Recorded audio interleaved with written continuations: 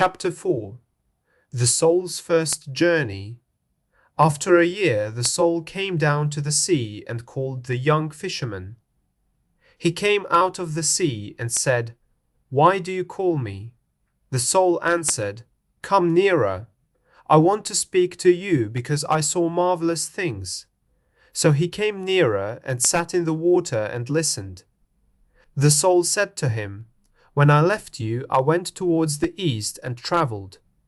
Everything wise comes from the east.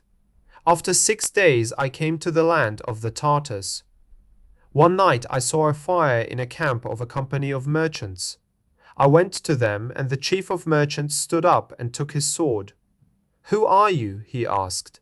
"I am a prince, and I escaped from the Tartars," I replied.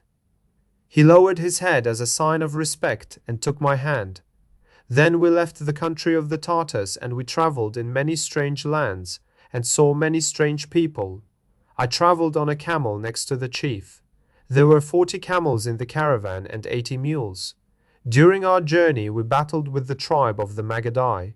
They are born old and grow younger every year and die when they are little children. We battled with the Lactroi. They think they are the sons of tigers, and they paint their bodies yellow and black. We also battled with the Sibians. They have horses' feet and they run quicker than horses. In the 4th month we arrived in the city of Illil. It was night and we waited for day to come. That morning we knocked at the gate of the city. The gate was of red bronze and it had images of sea dragons and dragons with wings. A guard then said to us, "What do you want?" "We are from Syria and we have a lot of merchandise to sell," we answered. "Then wait here until midday," he said. At midday they opened the gates and we went to the marketplace. After a month in the city of Illil, I became tired of it. I walked in the streets of the city and came to the garden of the god of the city. The priests in their yellow tunics walked silently in the garden. There was a red house. This was the home of the god. The doors had images of golden animals and peacocks on them. There was a pool of clear water in front of the temple. I sat down near it. One of the priests came to me and stood behind me. "What do you want?" he asked me. "I want to see the god," I replied. "The god is hunting in a forest," said the priest, and he looked at me strangely. "Which forest is he in? Tell me, and I will go there," I answered. He moved his hands on his soft tunic. "The god is asleep," he murmured. "Which bed is he in? Tell me, and I will stand near him," I answered. "The god is at the feast," he cried. "I will drink bitter or sweet wine with him," I said. He was surprised and accompanied me into the temple. In the first room I saw an ebony idol on a throne, and it the size of a man. There was a ruby on its forehead. Its feet were red from the blood of a baby goat, I said to the priest. "Is this the god?" "This is the god," he answered. "This is not the god. Show me the god," I cried, "or I will kill you." I touched his hand and it became small and dry.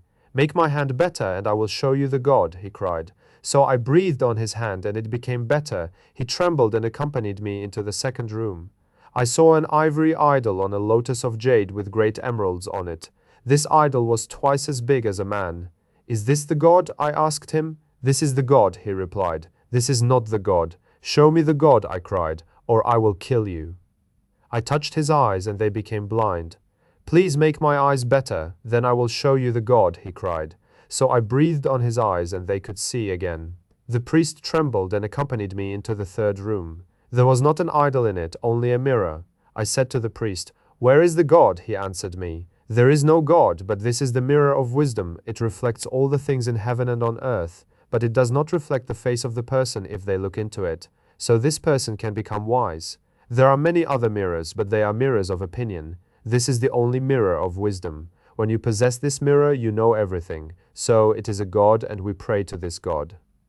I looked into the mirror. The priest didn't lie. Then I did something strange, but it is not important.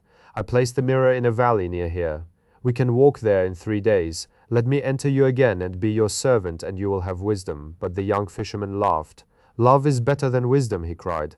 "And the little mermaid loves me." "No, there is nothing better than wisdom," said the soul. "Love is better," answered the young fisherman. He went back to the sea, and the soul walked away and cried.